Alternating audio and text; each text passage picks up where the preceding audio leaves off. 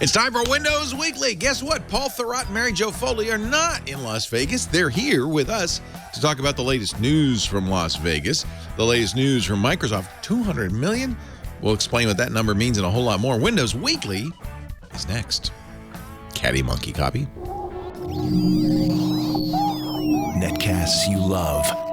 From people you trust. This is Twit.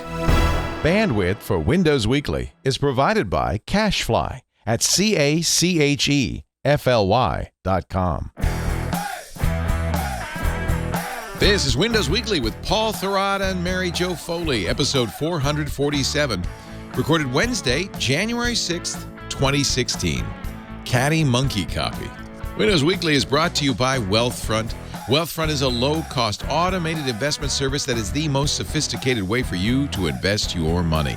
Whether you've got millions or you're just starting out, visit wealthfront.com/windows to sign up and get your free personalized investment portfolio. That's wealthfront.com/windows. And by ZipRecruiter. Are you hiring? With ZipRecruiter.com, you can post to 100-plus job sites, including social networks, all with a single click. Screen, rate, and hire the right candidates fast. Try ZipRecruiter with a free 4-day trial now at ZipRecruiter.com/windows. And by Squarespace. Squarespace is the simplest way to create a landing page or a beautiful website for your portfolio, your blog, your business, your online store. Enter offer code WINDOWS and you'll get 10% off at purchase. That's Squarespace. Build it beautiful. It's time for Windows Weekly, the show where we cover the latest news from Microsoft. And I note that our two esteemed pundits, Mary Jo Foley of allaboutmicrosoft.com, Paul Thurrott of Thurrott.com, are at home. They are not in Las Vegas for the massive Consumer Electronics Show. You know what I had to do to get out of this one, Leo? This has now become the annual tradition of tech pundits, senior tech pundits exclaiming, "Thank God I don't have to go to Vegas this year." Yeah. And then we Anyone send who our minions. says they like on a CS has something wrong with them. And I don't, I'm looking at all the reports back, and it really feels like every year it's gotten more so because of the internet, because trade shows don't matter as much anymore. It feels like chaff. I also don't like the forced excitement. Like this year's Samsung Ultrabooks are like 0.001 millimeters thinner than last year. It's amazing. Yeah. And it's like it just doesn't seem much to talk about. Yeah.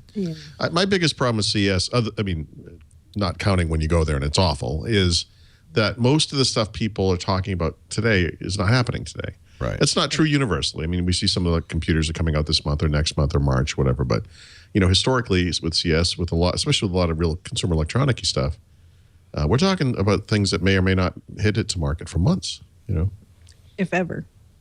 Yeah, if ever. I think a lot of times it's just, they're trial balloons. They're not intended to be real products. We're just saying, well, what would you think if we made a television with 18K? What would you say?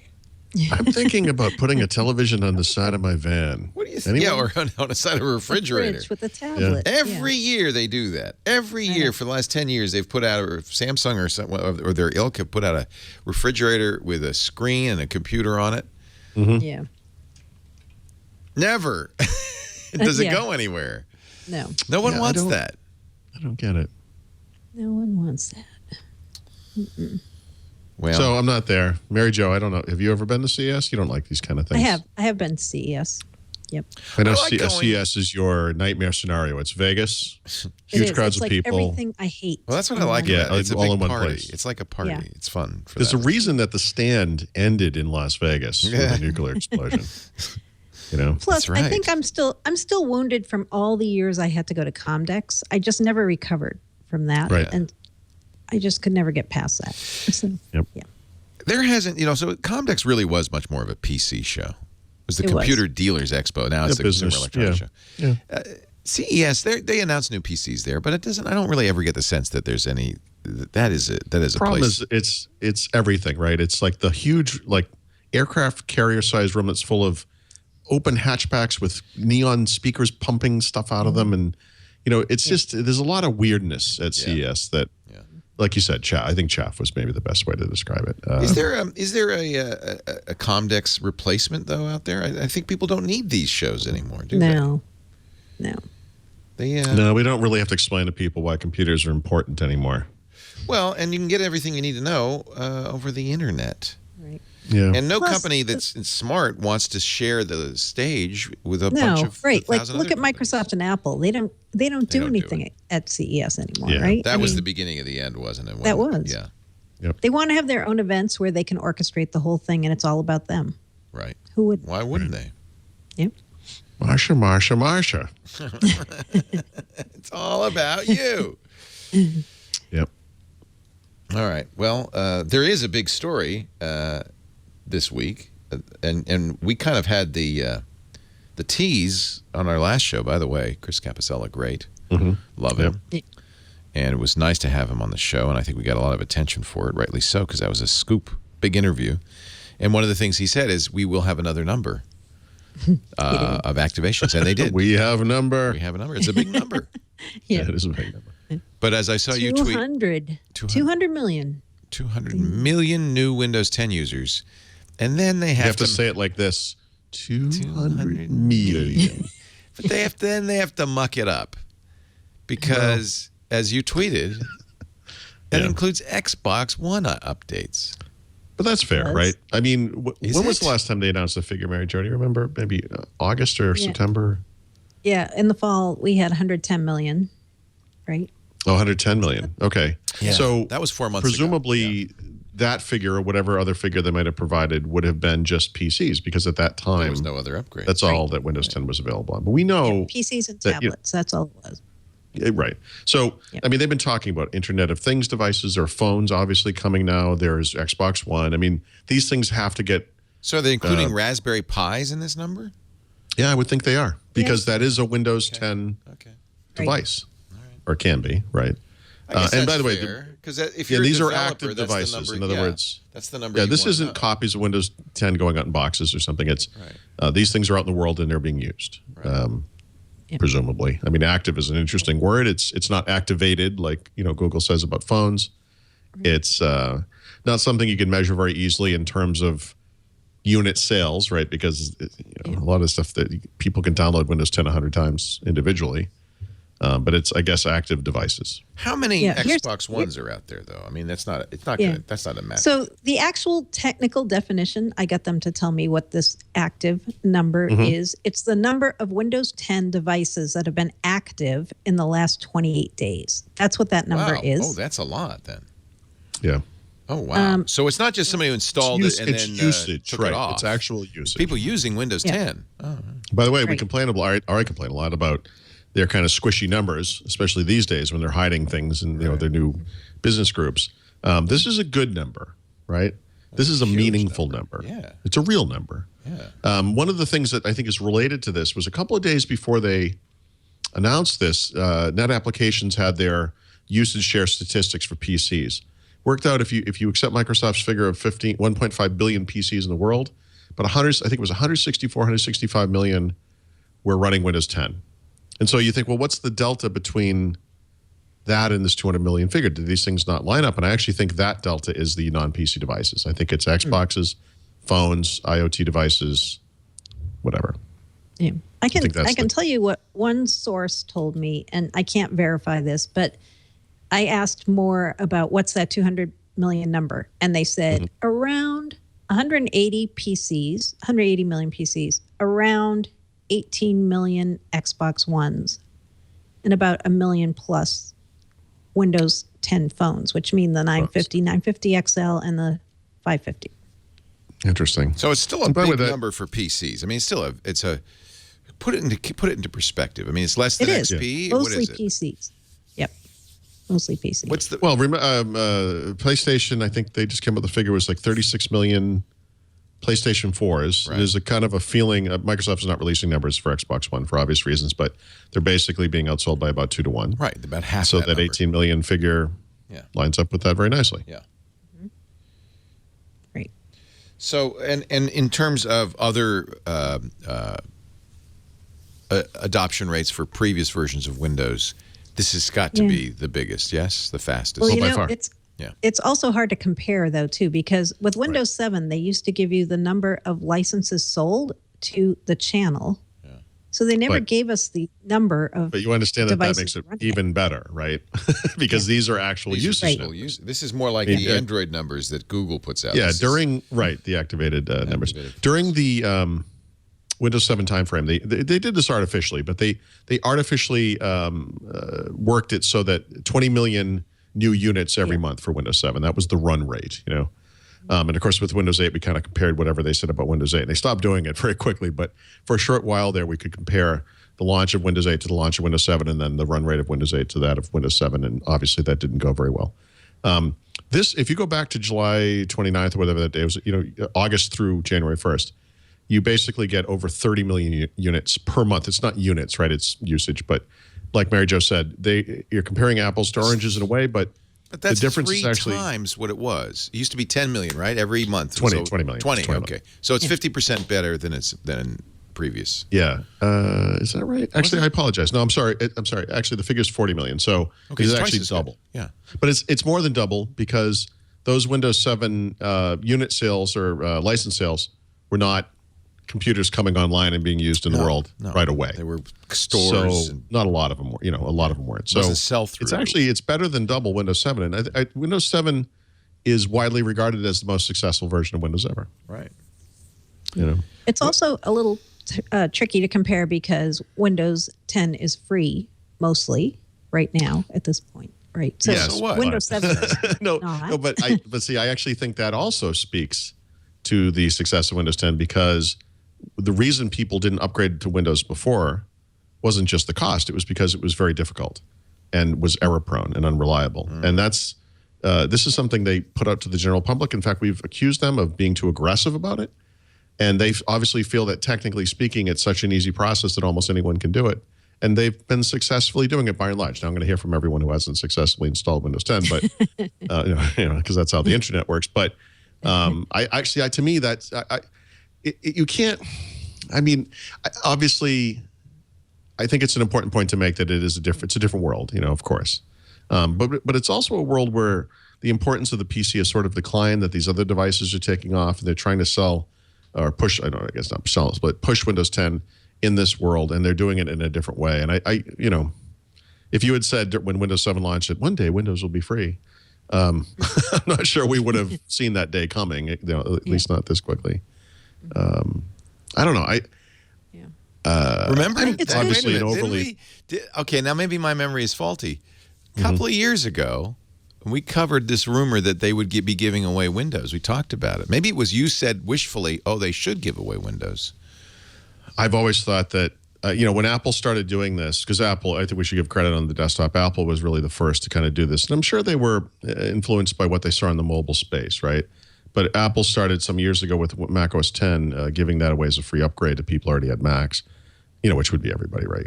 So you sort of see that and you realize, this is actually a really smart move. And it's smarter, I think, even with Windows because of the install base, the size of it.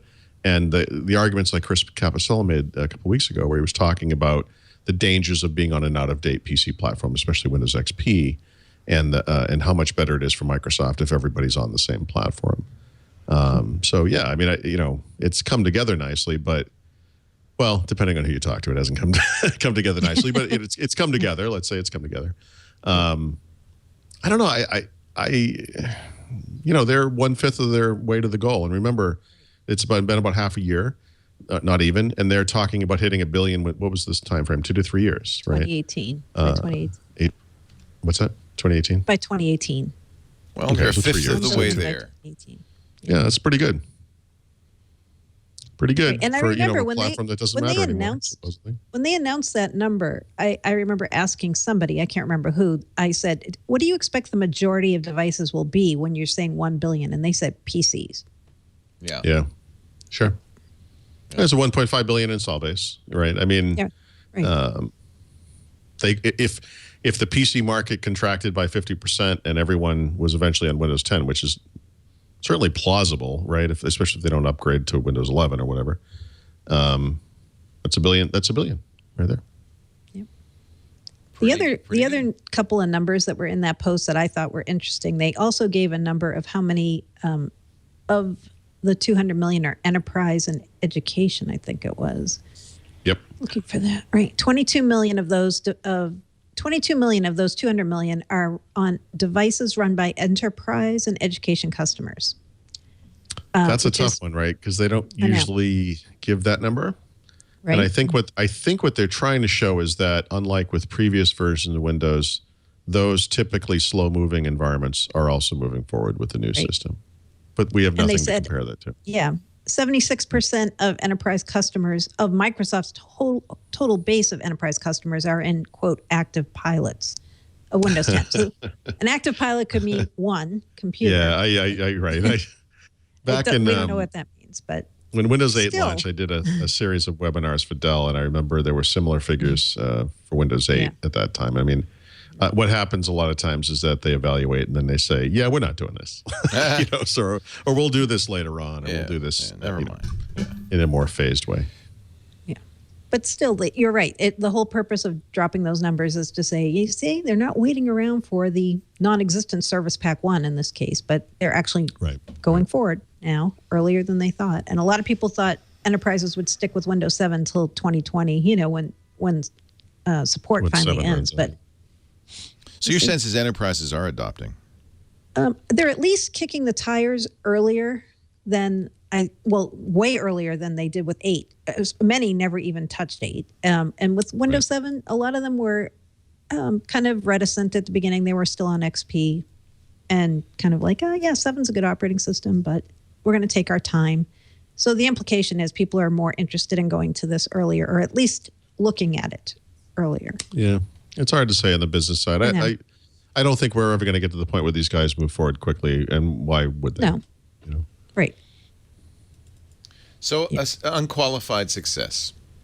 Yes? I think so. Yeah. Yes. I mean, we didn't touch on it too much with Chris Capasella, but over the past few months, we've talked about a lot. There are a lot of controversial issues around Windows 10. Some of them are just FUD, and some of them are real, and these are things Microsoft needs to clear up. And so nothing in life is truly unqualified. But as far as the kind of run rate we've seen with Windows 10, with all the caveats that we've mentioned, it's free and so on and so forth. To me, this has been incredibly successful, and what a welcome change, from Windows 8, and what a disaster that really was. Yeah. So I think it's great, There were, just to throw a little cold water on here. That's my job. Let me get my umbrella. There were some people who were concerned by the blog post where Microsoft announced this, where they talked about a lot of the in-depth statistics that they had on what people were doing who had Windows 10, like how many hours of games they were streaming and how many photos they had saved. And I've seen a couple of stories of people saying, well, this proves it. They're like snooping on you, and that's that. Yep. This is telemetry, and you can not completely turn it off, but you can definitely adjust your settings if you don't want Microsoft to know some of this. Also, we should talk about this being anonymized data. They don't know, like, I have X number of photos and my name is blah, blah, blah, supposedly. Right. So people were upset about these numbers? Gosh. Yeah. I saw a couple posts where people were like, oh, man. But this is a continuation of that FUD stuff, right? It is either people completely misunderstanding what's happening and seeing, privacy issues where there are none, or people in the press blogosphere who either are privacy nuts or anti-Microsoft people, whatever it is. I don't know. Microsoft, I say this a lot, Microsoft screws up a lot, and we call them on it, and that's our job. And there's so much stuff to talk about. We don't have to make stuff up, and a lot of this telemetry stuff is exactly what you said it is. It's not anything about personal information. It's not, there were so many people, playing video games over the Christmas holidays or whatever. It doesn't say, and here's the list of games Paul played, and here's the times he played them, and here's the achievement he got, and here's the people he played against. It's not like that. And I think people misunderstand that kind of stuff. How about the Windows Store? That's a disaster. Because really, this is all, in a way, all in service of getting a robust number of applications in the Windows Store, right? I mean, really, that's why you want to have this massive installed base. You want developers to write XAML Windows Store since apps. I'll have the cold water for this story, let's let Mary Jo provide a more positive spin on this, perhaps. Mary Jo? No, I actually am curious what Paul had to say on that one. Oh, I see. So Microsoft, Mary Jo? I talked about, I'm sorry, I didn't want to be this Mary Jo? Paul? No, Microsoft, with the Windows 10 figure, I think is being very transparent in a good way. I think, like I said, I think that's a good number. The Windows Store stuff is not good. This is the bad, non-transparent Microsoft. We're going to talk engagement. We're going to give you percentage comparisons to what things were like a year ago or 3 years ago without telling you what the actual numbers are. Apple came out with some number today. I forget the exact figure, but I want to say customers spent $1.1 billion over I think the last 2 weeks of the year or something, buying crap through Apple's store online. It's a huge economy. Microsoft has no such figure to tout. It's a very small number. Compared to Windows 8, the Windows 10 store is probably doing pretty good. But if you're being honest with yourself and you actually use this thing over the past 3-4 years, you can also say that the Windows Store today is really not that much different than the Windows Store from Windows 8. It really isn't. If you go look at the games that are available, it's the same stupid mobile type games. There's nothing exciting going on there. The good news is that will change. That doesn't guarantee success down the road. We just saw an announcement this week, I think it was from Square Enix, saying that Rise of the Tomb Raider is coming to Windows. You're going to be able to get it electronically from Amazon, from Steam, and from the Windows Store. And that game is a desktop game. It's not a Windows Store game. It's like a Win32 whatever application. It will run on Windows 7. And so that's one of the things that's going to change this year. We're going to be able to buy real games through the store and real applications as well. And so, look, they need to make this sound as good as they can make it sound, and they want to attract developers, and that's really the whole point of this. But there's no concrete number in here that we can point to and say, actually, yes, this is really good. They're just comparing. We didn't tell you how well we were doing before, but we're doing twice as well as we were before. Well, you weren't doing well before. What's 2 times 0? Again, I can. Mary Jo, you agree? Microsoft thinks it's a huge success. They've been very happy. Do they? Don't they? Well, that's what they're saying. Oh, okay. Okay. Yeah. Well, I can only go by what somebody says. I can only imagine their internal conflict, lying to us all.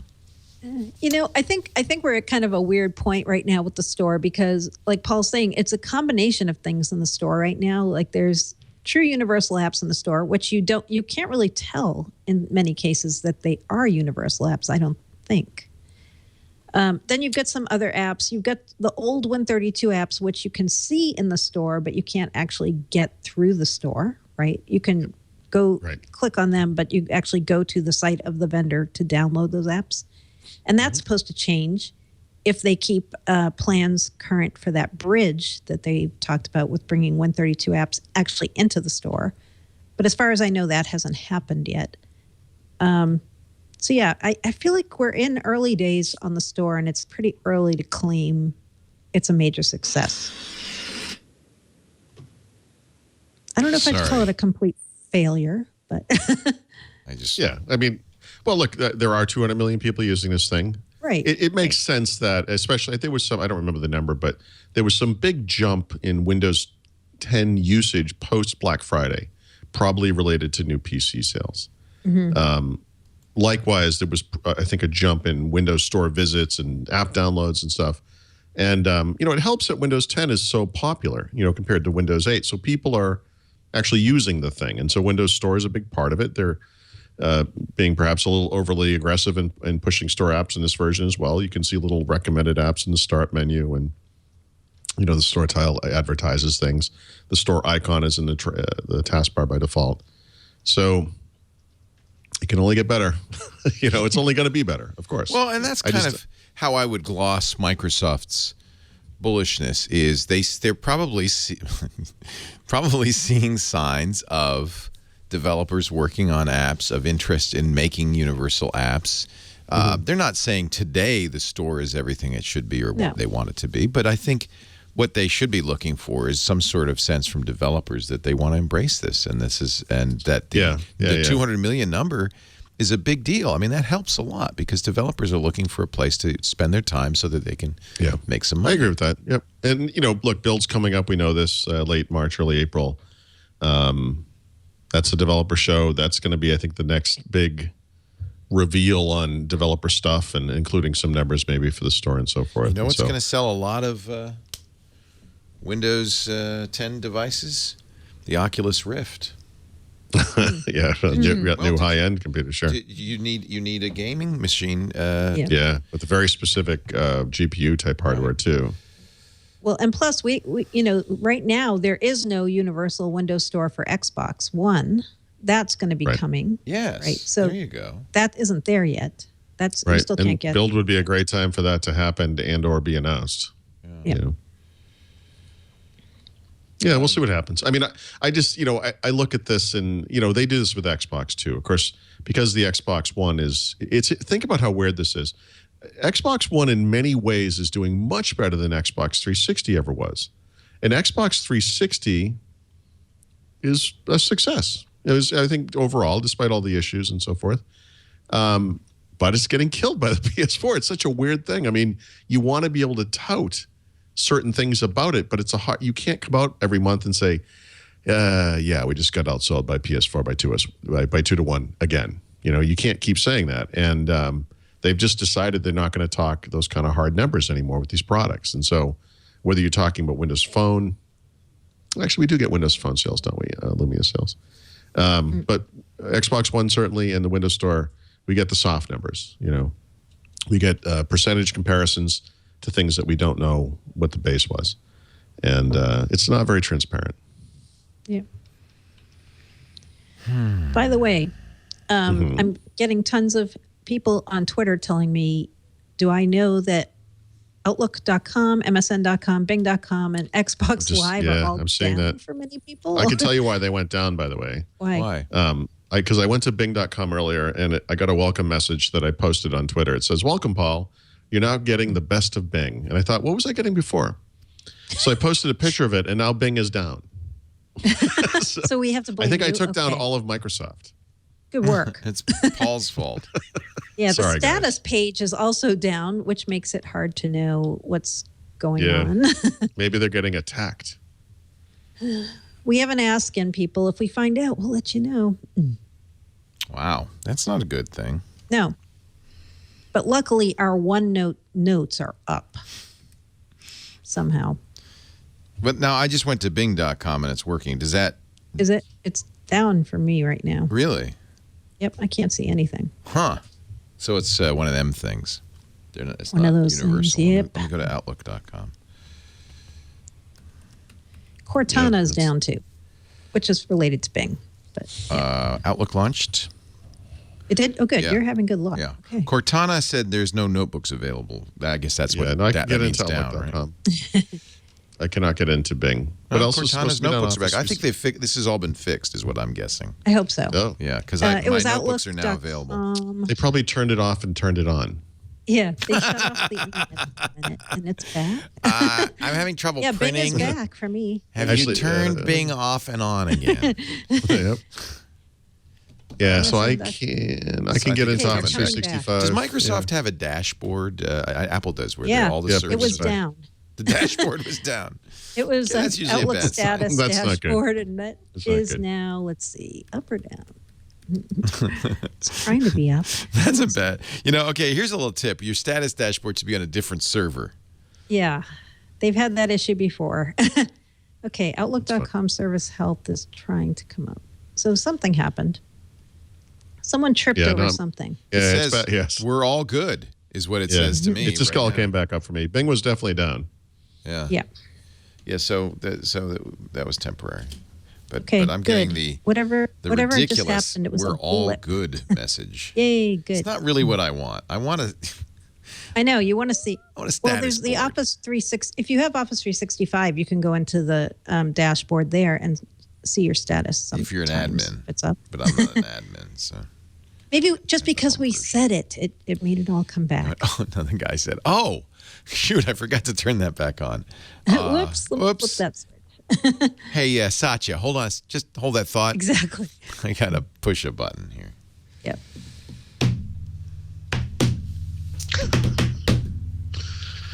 Oh, jeez. There was news at CES. There were new laptops announced. Yeah, who cares? Let's just skip over that. Most of it's thinner, lighter, blah blah. Well, okay. So I ordered the Oculus Rift because it just went up for order. By the way, I'm not getting it until May.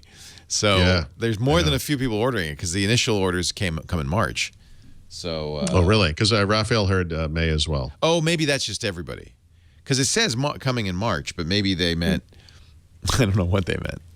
Maybe we're going to start making them in March. I don't know. I get a free Oculus? You kickstarted it. Nice.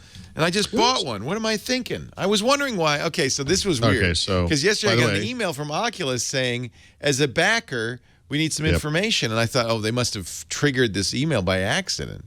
So that's why Raphael's getting his as well. Maybe that's why you're getting it in May too. No, I paid for one. Oh, this is from the one you ordered. Oh, I ordered a $600 Oculus. Apparently, I now have two. I suppose I could cancel one. Sure. You have time. Yeah, I have a few months. But the reason I brought that up is now I need to get a PC because it needs to have NVIDIA 970 or better graphics, and an Intel i5 4590 or greater. Memory, you need to have. I'm just looking because they have a compatibility checker. My Dell doesn't do it. You have to have 8 gigs of RAM, and of course you have to be running Windows 10. Nice. And USB 3 ports. So you need an NVIDIA GTX 970 or AMD 290 or equivalent. Do you know if our Surface Books will do that? I can't remember what's in the Surface Book. Well, that's a good question. I got the GPU version. That would be really shocking if my Surface Book. Oh, right. No, there's no way. That's the GPU is not going to be up to snuff. I bet there's no way. So it's not really a gaming GPU. It's not. I mean, obviously, it improves games somewhat, but that's not really the point. So my point. I'm in the market for a new PC. Yeah. Having already bought 2 in 2015. Sure. And I guess it should be a desktop. Wait a minute. No, can't I use it with my Xbox One? No. I don't think so. I don't know. All right. Well, I have to go say hello, Oculus. But I think that's going to drive some adoption of PCs. Yeah. $599. Any thoughts on the price? Too much? $599, and then you can't. The touch is way delayed. Yep. But you know what you get in there? An Xbox One controller in the box. Yeah, an actual Xbox One controller. Apparently, they made a deal with Microsoft, and you get Eve, Valkyrie, and Lucky's Tale. Yeah, right. The games. Yeah. So now, how much would you pay? Does it come with Dramamine? Yeah. I gotta get a new PC. Yep. Son of a. Dude, you're getting a Dell. Yeah, I think so. Dude, what happened to that guy? Didn't he like get arrested for? I think he did get arrested. Yeah. Drugs. Dude, I'm high as a kite. What else? What else? We should talk about this Windows embedded thing. I think this is take a break. Very, let's very let's interesting. take a break, and then we'll talk about the very, very interesting. And I don't know why I called it Windows embedded, because that's not what it is. IoT, Windows for IoT? No, it's not even that. Well. Something else. Okay, folks, we're going to surprise you. But first, a word from Wealthfront.com. Wealthfront is an amazing idea, and we all should be saving for our long-term future, right? You put money aside for retirement, right? You should have a nest egg, for emergencies. You should probably you may be saving up to get a down payment for a house or college for your kids or baby, or there's all sorts of reasons you might have long-term. And this is the key: long-term savings.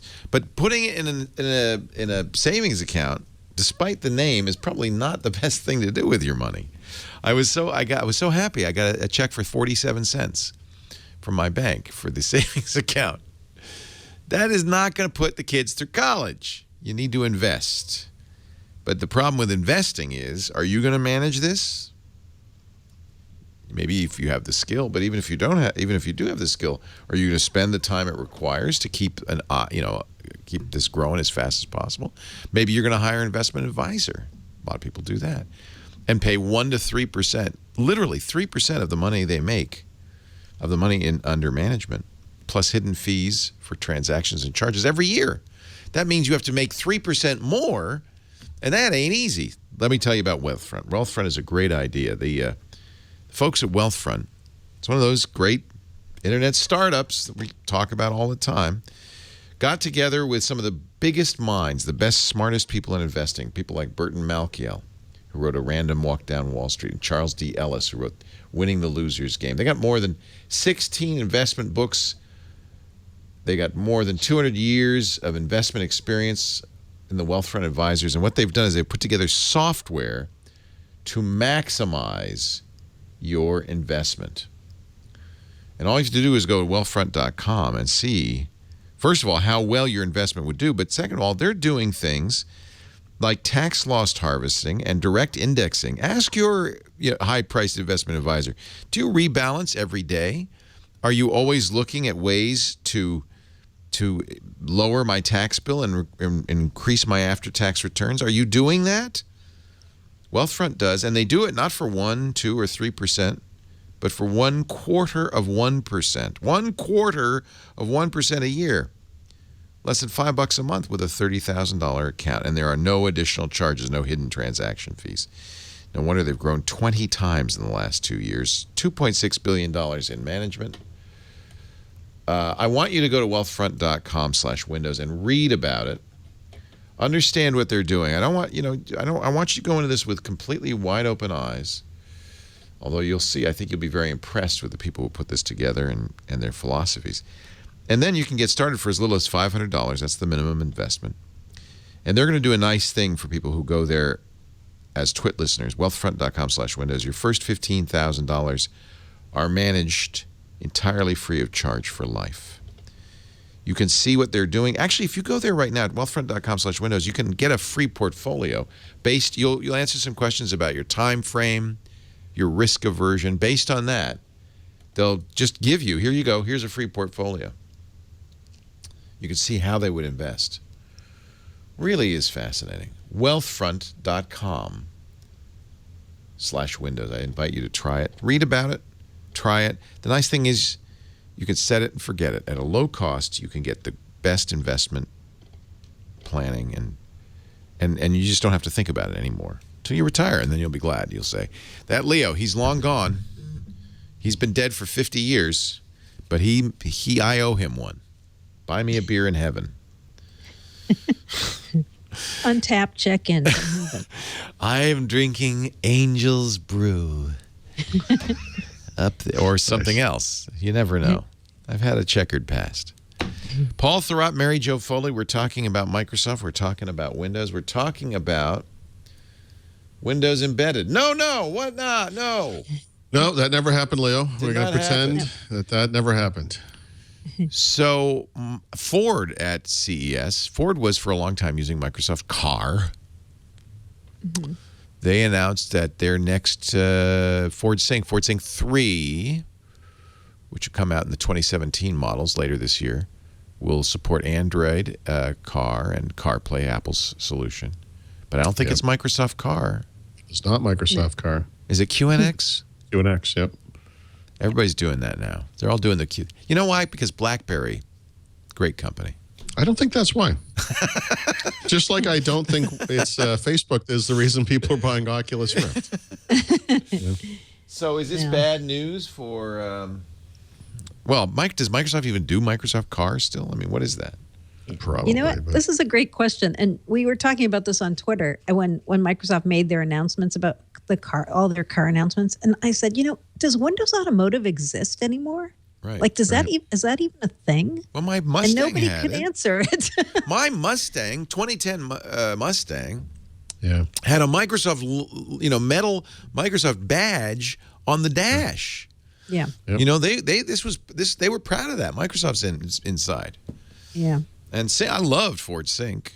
A lot of people didn't like My Ford Touch, which was what Microsoft did. I mean, Ford did the to second one, Microsoft. Yeah. I like Sync. I've only used it in rental cars, but I loved it. I always thought it was pretty great. The My Ford Touch, not so hot, but the Sync was awesome. Yeah. So, and that was the Microsoft stuff. So, so anyway. Now it seems, because we've never had the definitive word that is no longer the strategy, but we think that is no longer the strategy. Putting Windows in cars seems to be done now. And instead, what Microsoft's doing is connecting cars to their cloud services. So connecting cars to Azure services, connecting cars to Office 365, letting you do things like look at a PowerPoint on the dash, hopefully not the driver, hopefully the passenger. We'd like to give you a PowerPoint about your recent encounter with local law enforcement. So yeah, they've kind of, I would say they've pivoted, and now instead of being about Windows in cars, they're about services in cars or connecting to services in cars. Yep. That fits more with them being an enterprise software and services company instead of trying to be a consumer company. It plays to their strengths, I would say, which are Azure and Office 365, and kind of goes away from the way that Apple and Google are going. Like, you don't hear Microsoft talking about self-driving cars. You don't hear them talking now about Windows in cars. So I think it's a definite strategy shift. And they've got a few partners that they announced at CES who are on board with this whole new strategy. They talked about a partnership with Nissan, Volvo, a company called IAV, which actually was demonstrating Windows 10 streaming in cars. And they also were using the Azure IoT suite in cars. So it seems like they've definitely changed the way they're approaching the car industry, but maybe it's a better way for them. Yeah, I would say so. Yeah. Not QNX having is funny. a car and not driving. Yeah, you don't, I'm probably the last person who should be talking about that. Well, some of it's a little goofy, right? Like there was the Volvo thing is about band 2, so you can, from your band using a Volvo tile, which really runs a Volvo app on your phone, do things like start the car, turn the heater on, that kind of stuff. Nice. It's okay. That's good. And then there was even a thing where there's a video of this where you're driving around and you get a Skype for Business phone call, and they actually connect it into the dash, so the video's like in the dashboard.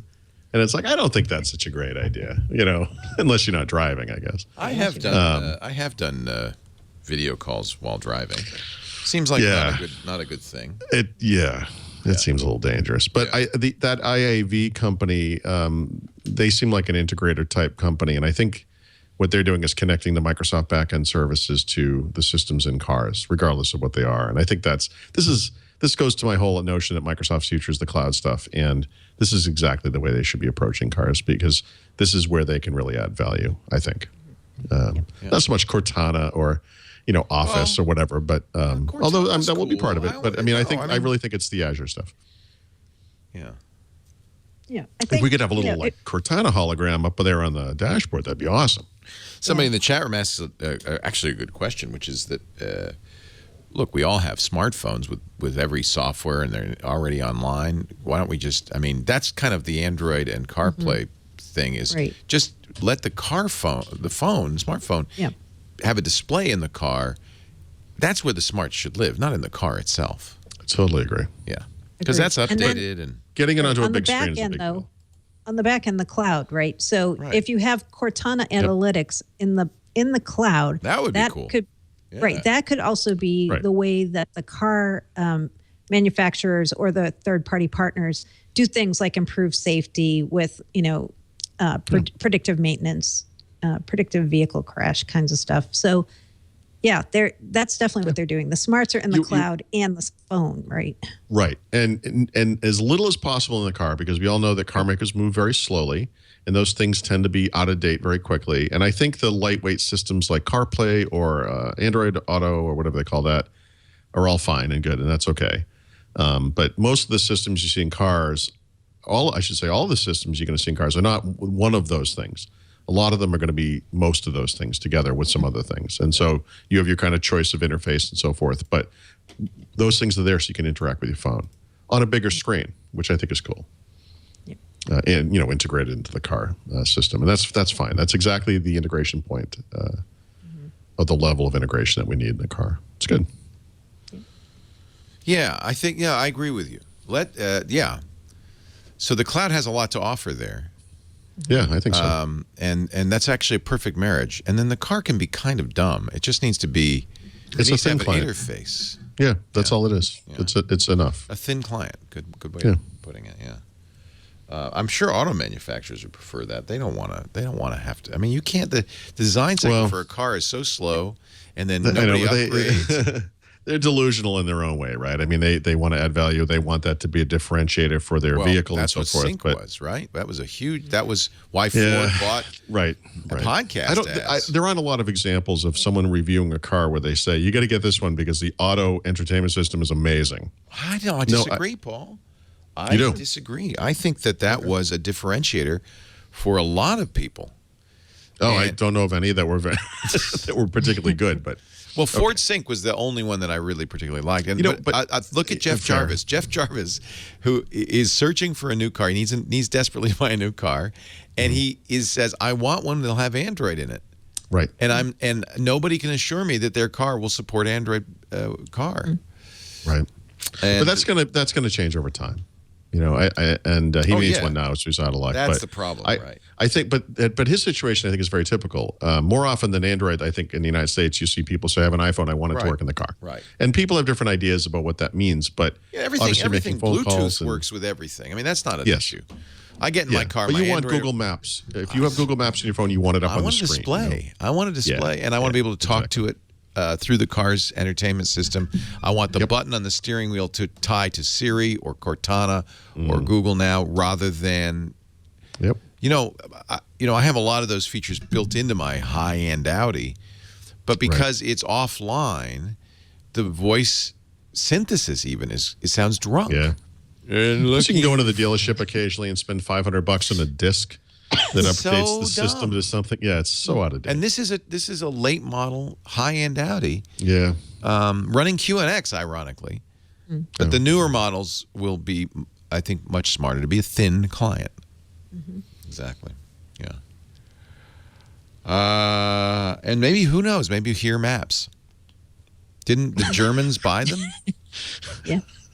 The car consortium bought them, right? I think that's true, yeah. I want Android Auto or CarPlay, or both. I mean, ideally both.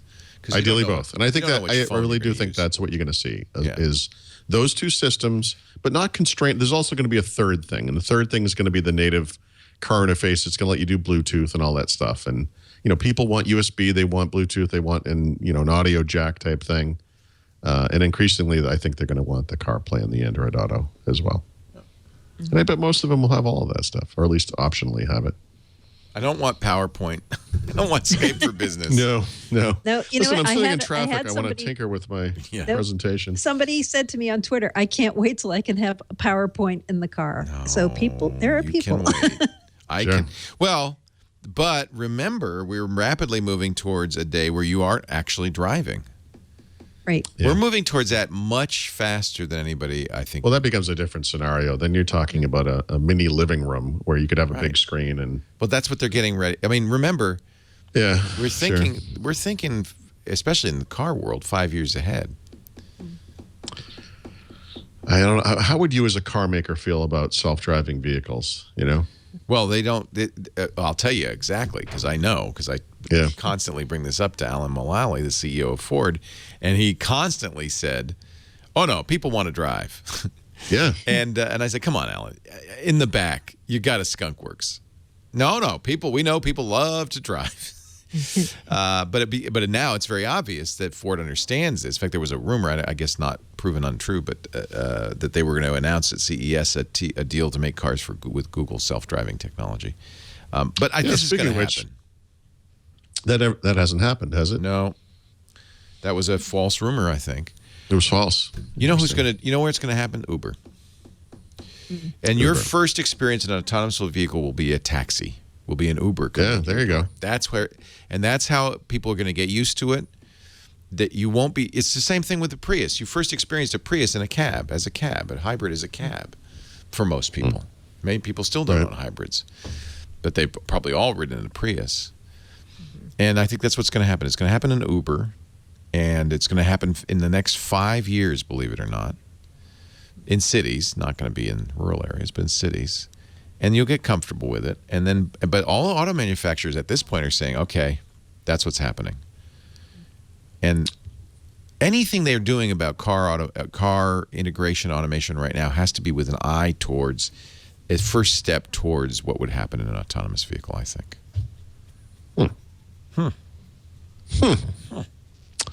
So you say. And don't you think Microsoft is very well aware of that? Yeah, but I don't think they themselves, I don't think, are investing in self-driving cars. No, I think that they've ceded that to Google and Uber. And they have. And and also just said, you know what, we don't care what the vehicle, who drives the vehicle. Exactly. We just want to supply the backend. What strategy does that sound like, Mary Jo? It's like Microsoft's mobile strategy. We don't care what phone you bring to iOS the party. and Android, right? Yeah, right? Same thing. Yeah. You know what? It's very pragmatic. It's smart. It is. Who made all the money in the gold Twitter rush? Dealing with the guys who have Windows Automotive, and they're going to want to know why they keep supporting CarPlay instead of Microsoft's own thing. Who made all the money in the next 5 years of my life? Who made all the money in the gold rush? Not the gold miners. Yeah. Levi's, the guys who sold the blue jeans, the picks, the pans. Mm-hmm. And this is a good strategy for Microsoft. Yeah. Infrastructure. Mm-hmm. They're going to need you. And you don't have to be the guy designing, building. You don't want to be the guy designing and building. No. Autonomous automobiles, because that's going to only there's going to be a big winner and there are going to be a lot of losers, and you don't want to be there. But back end, yeah, don't you think Amazon and Google and Microsoft, Azure? Yep. How's China doing these days? How is China doing? Chinese? I didn't have a good segue for that. Yeah, there was some news this week about China, a couple of pieces of news, Microsoft and China. One is the Chinese, it's called the SAIC, the State Administration for Industry and Commerce. They're the ones who've been investigating Microsoft for antitrust or anti-monopoly charges in China. They came back this week after having been quiet for about a year and said, hey, Microsoft, we need some more information on this antitrust case that we first brought against you in 2014. So we don't really know what the information is they are asking for. I've seen some translations of this saying digital information. Got me. And all Microsoft will say is we're serious about complying with China's laws, and we are committed to addressing SAIC's questions and concerns. So we don't really know what is happening in this phase of this investigation, but it's not over. That's all we can probably say. Yeah. I think this whole thing is a farce. No, I really do. China is very clearly moving toward this place where they have their own technology. They're over-reliant on foreign technology. They hate that. This is the Snowden stuff. And all they can imagine is that Microsoft is in cohorts with the U.S. government to spy on their systems. But on the flip side, what we have is a situation where the vast majority of the computers in China are all running pirated copies of Windows. So it's like this weird. It's like a super big market. Microsoft can't ignore it, just like any company can't ignore it. And everyone hates everyone. It's crazy. And by the way, on a complete side note, that SAIC statement that Mary Jo mentioned, did you try to translate it? I did. This is awesome.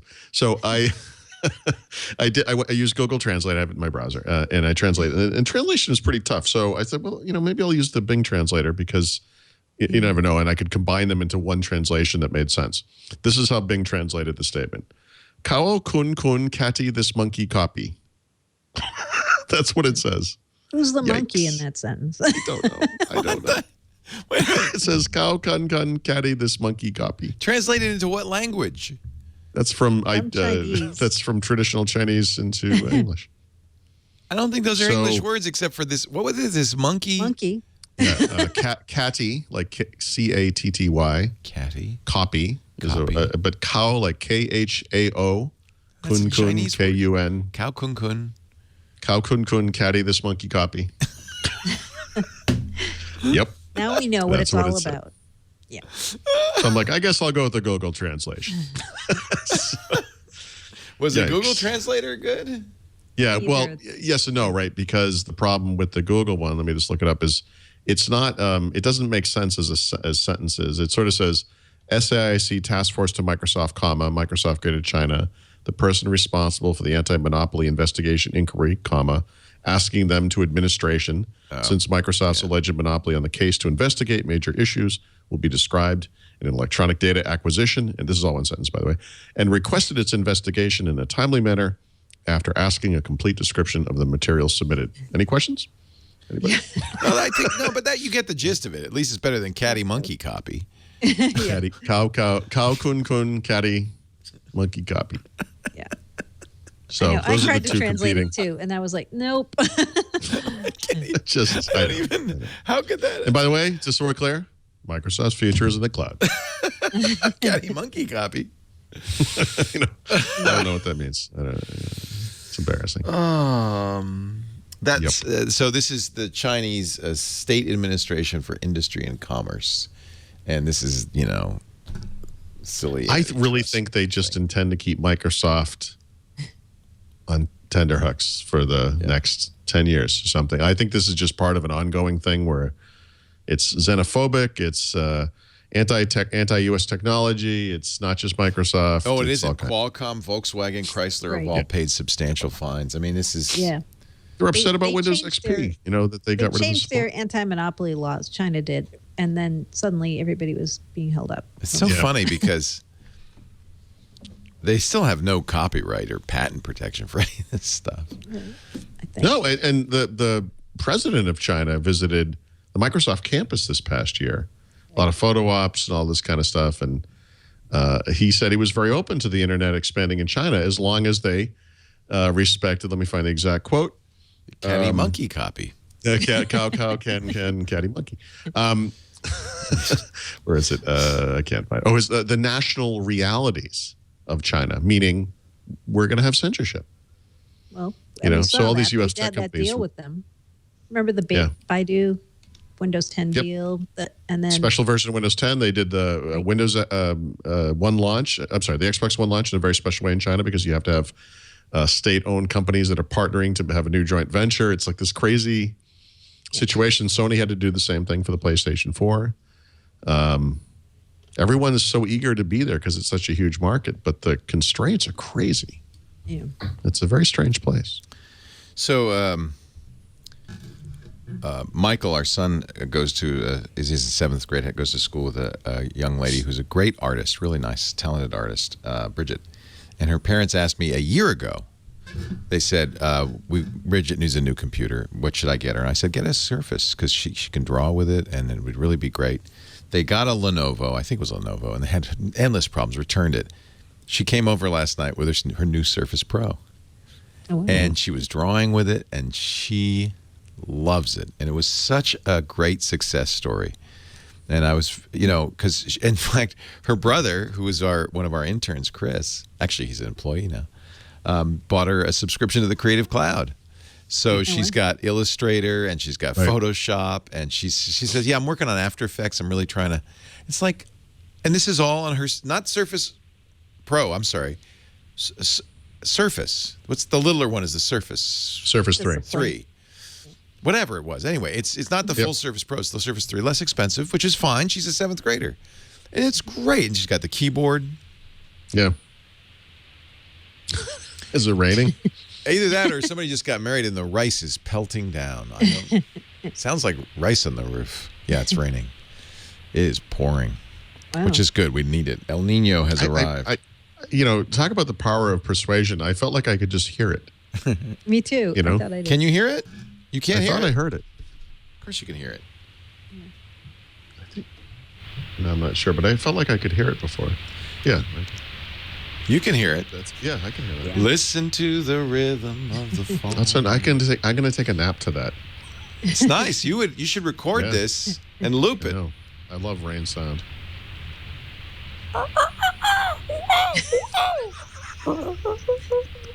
I don't know. That's the jungle rain. That's a different loop. Yeah, we need the rain. Of course, it's this is it. Typical. It's like your weather. So I'm coming to New Jersey and it was 70 degrees. I know. Yeah. And then it was 20. No, it was like boom, 19. boom. 19. Yeah, and you had snow, Paul? Just a little. Yeah. Get to the Bahamas, it's like 90 degrees. They're having a heat wave too. The whole East Coast. Probably this kind of snow is not worth mentioning, but after last winter, let's say we're all still a little sensitive. Yeah. You know. Yikes. Yes, somebody's saying, well, the new Twit studios have better soundproofing. Yes. Yeah. Right. I don't think we'll hear the rain on the roof quite the same. I don't recall ever hearing it before like that. Oh, yeah, I hear it every time. Thing is, this is just we call it the brick house because we don't really want to think about it, but this is just a kind of 100-year-old wood frame building. It could fall over at any time. And that's especially with all those damn bricks on the wall. I know. What finally took it down? Well, somebody kept putting bricks up on the wall. Some jerk put a bunch of bricks on this one wall. It was never designed for that kind of weight. Yep. So, Surface Book. By the way, yes. because I'm going away for a week, I shut my Surface Book down. I didn't want to continue to cook all week long. Right. Smart. Yep. Booted it up, and it's the same problem. It's still just hot. Yeah. It's a little bit funky. Just a couple of days ago, I finally I was kind of hoping Microsoft would just fix this problem already, right? Yeah. And it's the new year, so we're due. But just the other day, I did the same. I actually reset everything, reinstalled, yada, yada, yada, turned hibernation on. And, so it's a little slower coming awake and all that kind of stuff. I can live with that. But, yeah, I guess get the same video flashing issues, same heat. So, it's just... I want to love this laptop. I do too. It really bothers me that it's not fixed. I even recommended it to people, but I do have to. Our new producer Jason Cleanthus said, I need a new laptop. What should I get? I like that Surface Book, and I said, yeah, you know what, Jason? As much as I want to recommend this, get the Dell 13. Get the Dell XPS 13. You should get Touch, Windows 10 and Touch. I said, you don't. He said, well, I like the tablet. You don't want the convertible, really, unless you know you're going to use a tablet. The ability to make a convertible is such a compromise in every other respect that it's not worth it unless you know you're going to use it. Mary Jo might be interested in this because I know she's still kind of anti-touch. And I think different people, and myself included, have sort of made the argument over the years that Touch is one of those things. It's kind of nice if you have it. You don't have to use it. It's, whatever. With the new ThinkPads they just came out with this year, Lenovo introduced a transforming version of the ThinkPad, ThinkPad Yoga. And so for the traditional, form factor ThinkPad X1 Carbon, they actually removed the Touch option. So that machine is now not even available with Touch. What? Yep. And you know what? Yeah. You know who's going to love that? Businesses. Yeah, they don't need Touch. But they will eventually. This is the thing. It's a little short-sighted because what's going to happen is the same thing as BYOD. People are going to get used to touch in other spheres like home, and then they're going to come to work, and it's going to be hobbling. Because once you get used to being able to just once scroll screens or whatever, you still use the key and the keyboard and mouse. But every once in a while, you want to reach out and touch that screen, and it will be seen as hobbling. I think. I thought it was kind of a curious decision, but I wonder if it wasn't to just really push the differentiation with the transforming version. Well, it also adds expense, right? Touch is expensive. Yep. And a little bit of thickness and weight, right? Yep. So you can have that really super thin battery life. Yep. Yep. What about this HP EliteBook Folio, this really thin one? So that's a business version of a machine they have out right now called the HP Envy Notebook, which is like a MacBook Air type device. This one's even thinner. This looks like the MacBook. Lighter. Actually. Like the MacBook, yeah. And it is. It's Core M based. 2.2 pounds. Yeah. The one thing I'd say about the HP stuff is it's not super expensive for what it is. There's a 4K version of the Spectre X360. You've always liked HP stuff. I've always... No, it's not that I've always liked it. It's that for the past couple of years, they've really turned it around. Yeah, maybe that's... And so even on the low end, the mid-range, and on the high end with the Elite book, the Spectre, the Envies, those are all really nice machines now. And that wasn't always the case. 3-4 years ago, these things were MacBook Pro ripoffs, and I didn't like that kind of stuff. But they, whatever's happening there, something has gone very right at HP. Well, good. Yeah. Is the spinoff already done, or is it? Yep. It is. It's done. Yep. So the PC division is its own separate unit now. Okay. Well, that actually is probably good free it from the tyranny of the integration. The integration. Yeah, because really the printer division is going to shine now that it's not tied to their cloud efforts. Which it makes a lot of money. I mean, that printer division was the... It probably does, actually. Are you kidding? Was HP's the ultimate version of crapware. It's like the you just ordered ink whether you knew you needed it or not. Congratulations. Yep. Why does this ink keep coming? Why does ink keep arriving in the mail? The printer's ordering for you. The HP Ink of the Month Club. Hey, we didn't mention when we were talking about China. I should have, and I see it in the notes here. I should have mentioned this, that Microsoft was sending out emails to people saying, hey, by the way, China might have hacked your email. Well, not exactly. So actually, Reuters accused Microsoft of knowing that China hacked their email and didn't tell them. Microsoft says that's not the case. Okay. However, they have agreed this past week, I think over Christmas week, to explain to people when they believe it is a state-sponsored hacking attack that's occurred on their account. So they're actually a bit behind on that one. I think Facebook, Google does Google probably, do that? Yahoo does, yeah. All right. I'm sorry. I forgot. I didn't mean to head us back to China, but Surface Book coming to 10 new markets in early 2016. Yep. Well, that's enough about that. Yep. And the hub. I'm actually in the UK, especially, and in France and Western Europe and so forth. You know what? It's all software stuff, right? It will all be fixed. I really do. Yeah, I really do think so. Although, obviously, with the Wi-Fi issues we saw in Surface Pro 3, there's a little bit of concern that they'll never get this exactly right. But I think the sleep stuff, which is the big issue, the display driver stuff, that's a software issue. That's a driver issue. He says confidently. Hoping. Yeah, I hope so. Yeah, but the Surface Hub, right? What happened there? Yeah, that's disappointing because I'm not going to buy one. They're kind of expensive, but I was tempted. Yeah, fun to have in the studio. You're probably less tempted. Yeah, when the price went up, I was like, okay, never mind. Yeah. So right around Christmas, Microsoft contacted us and said, by the way, remember when we told you what those prices were for Surface Hub? It was supposed to be $7,000 for the 55-inch and $20,000 for the 84. Well, they're actually $2,000 more expensive than that. And that's enough for me to go, nope, I was thinking about it, but no. They didn't really say why the prices are higher. Because it costs more to make, right? Yeah. I mean, but we finalized our manufacturing plan with a view towards delivering the best product experience. Okay. They also talk about vague, I know. Yep. And that it originally was supposed to start shipping both the models, I believe, on January 1st, but now it's going to be sometime in the first quarter of 2016. Yeah.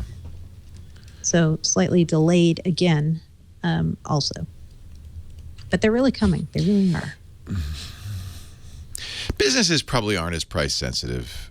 I mean, I'm a small business, but businesses spend $20,000 on Cisco conferencing crap in their boardroom. So it's probably not significant. I appreciate that. Look, I think as with Windows 10 upgrades in businesses, this is not necessarily a time sensitive thing. It's just that I think this was going to ship like September 1st originally, right? Yeah.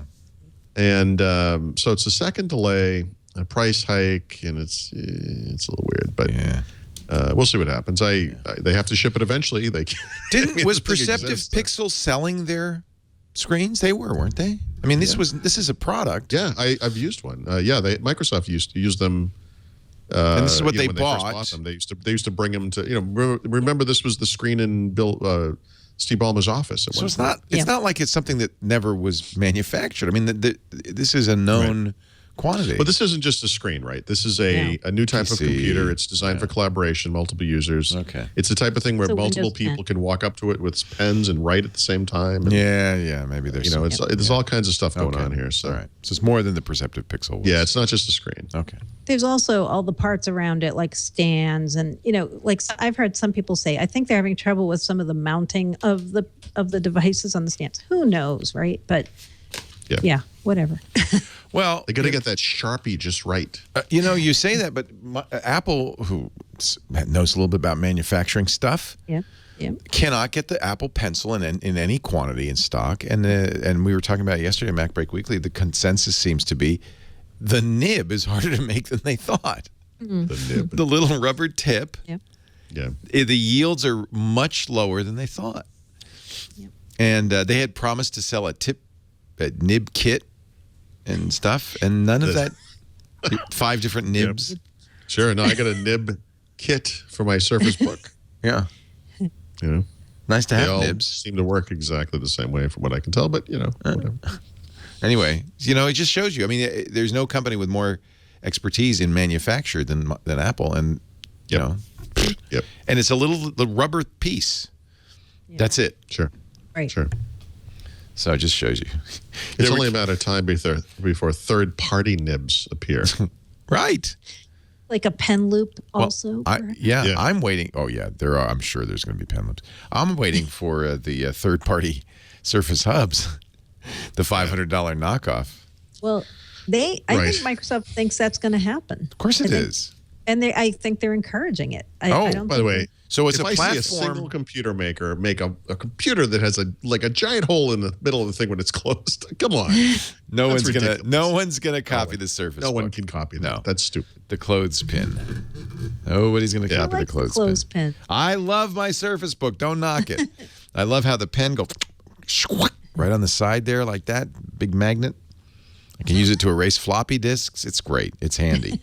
Have you lost your pen yet? No, because it sticks pretty nice, and I've been happy. Oh, okay. I've been very happy with I bought the dock. I haven't used the dock yet, and I kind of feel like maybe I shouldn't have bought the dock, but I don't have room on my desk. And now I have to buy a PC, so I can use my 2 Oculus Rifts. You might need 2 computers. I don't know if you can connect 2 to 1. Would there be a reason? Maybe. Would there be a reason to have 2 Oculus Rift? Yeah. What's the plural of Rift? Rifti. Rifts. Rifts is not right.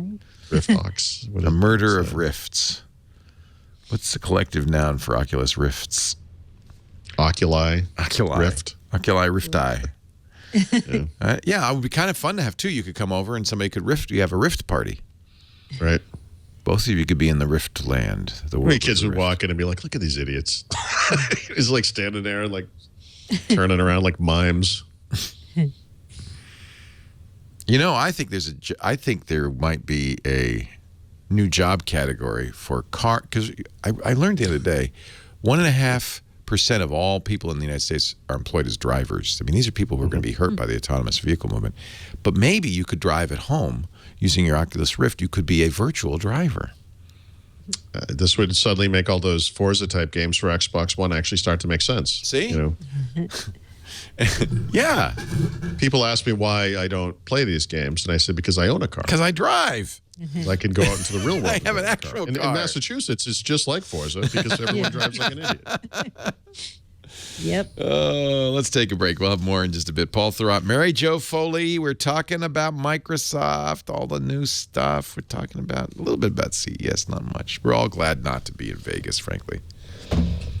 Somebody's telling me that Father Robert, who's been there one day, is already losing his voice. That's exactly why. Yeah, but that's what happens, right? You get dry. The desert air, and everybody smokes in the casinos, and you're talking the whole time.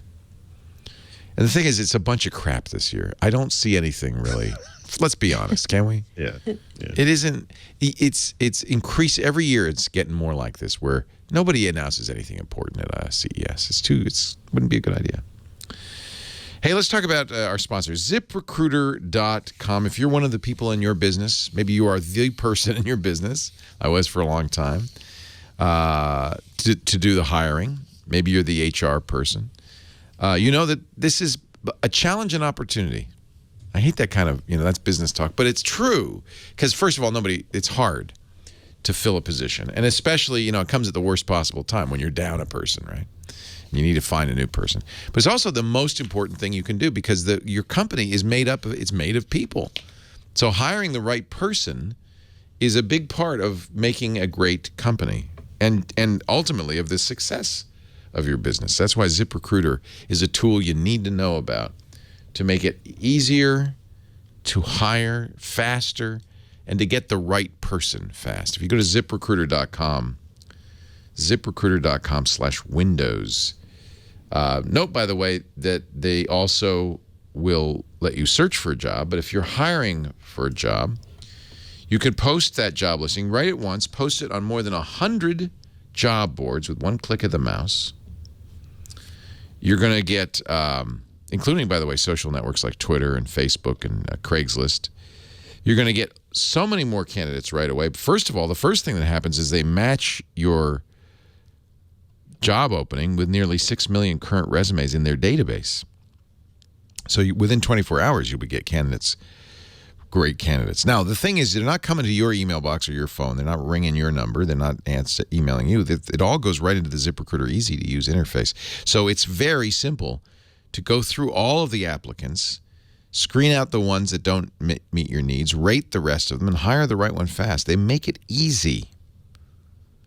400,000 businesses have used ZipRecruiter. You could try it for free right now at ZipRecruiter.com/Windows. We got a email from Dan, who's a listener and a ZipRecruiter client. He said, the hardest part about running a business when you need to hire is you have to spend extra time recruiting precisely when you're short-staffed, like I said. But with ZipRecruiter, I've gotten quality candidates within 24 hours of posting a job. ZipRecruiter's website makes this process so much faster. It lets me manage my candidates in one place. And benefits, too, by the way. Did you see this? They have easy onboarding for new hires. They automate the I-9, the W-4, the custom forms. They make it really easy to hire the person. It's a all-in-one, full-stop, all-in-one, one-stop shop for doing your hiring. The most important job you have, yet the most challenging. ZipRecruiter.com/Windows. You just try it once. It's free for the first 4 days, and you'll see why we use it and why so many other companies use it. It is just great. ZipRecruiter.com/Windows. Give it a try right now. Free. And we thank them for their support of Windows Weekly that make it possible for me to pay a princely sum to Paul Thurrott and Mary Jo Foley for their appearances each and every week on this. Well, all right, maybe not princely. A small stipend. Should be wearing a crown. You know, when somebody offers you a stipend, it's going to be cheap. It's going to be like, okay. Just the word stipend itself. Yeah. There's a minimal amount of money. The smallest amount we could give you and not really appear like complete idiots. Moving along. Xbox. Oh, you want to do mobile apps first? Let's do mobile apps first. Poor Mary Jo. We shouldn't do that to her. No, we can do mobile apps. Well, just a couple of quick points on mobile, I guess. Mobile. This is the Paul Thurrott section. Well, some of it. AT&T confirmed over the holiday week that it was, in fact, allowing Microsoft to deliver certain kinds of updates to its customers who have a Lumia 950. Yay. I guess Lumia Thank 950. you, AT&T. So there have been a lot of assumptions in the wake of this. And in fact, just today, as sort of an add-on to the story, T-Mobile revealed which handsets it will be rolling out the Windows 10 mobile upgrade to. So that actually stands in contrast to this AT&T announcement, because on the one hand, we have AT&T saying certain kinds of updates to certain phones will just be allowed and AT&T will not block them. But on the other hand, we have T-Mobile in Germany saying for existing phones that want the Windows 10 mobile upgrade, carriers have to explicitly allow that to happen, which is the old way of doing things. And so obviously these two situations are related to the types of updates, the size of update, the impact, that it's going to have on the device and so forth. And so the situation is better. It's not 100% clear. And I think what was someone was asking just before we started the show, what if you don't want Windows 10 mobile? Can you say no to it? And the answer is we have no idea, because that's never happened before. In the past, you would want any update that you got for Windows Phone, but this is a major OS shift, and they never have done a major OS shift upgrade before, right? I think when we went from Windows Phone 7.5, I guess it was, or to whatever, they didn't allow the 8.0 upgrade, that you needed a new phone to get that upgrade. So this is a first, and so we're going to have to wait and see how that works. We don't know. So that's interesting. And then just quickly in passing to building rumors that HP is going to be releasing its own Windows Phone handset, probably at Mobile World Congress. I cannot imagine why HP would want to get into this business, other than the fact that as a newly reformed just PC and devices type company, it feels like it needs to be in this business. It seems to me like the smarter choice might have been Android for a company like HP, but They are, of course, one of Microsoft's big partners, and maybe that, factors into it. But it's just rumor stage, and so we'll have to wait and see, what they announce, if they announce. And then, I don't know, Mary Jo, you could probably... Yeah, the Skype Messenger one, I don't think that's still been fixed, but if you've noticed and you're using Skype Messenger on Windows that your messages are out of order, that was a known bug that Microsoft acknowledged right around Christmas. That could that sounds like a trivial thing. It's not trivial. But it isn't. It could. I'm thinking now about some scenarios, and that could really be.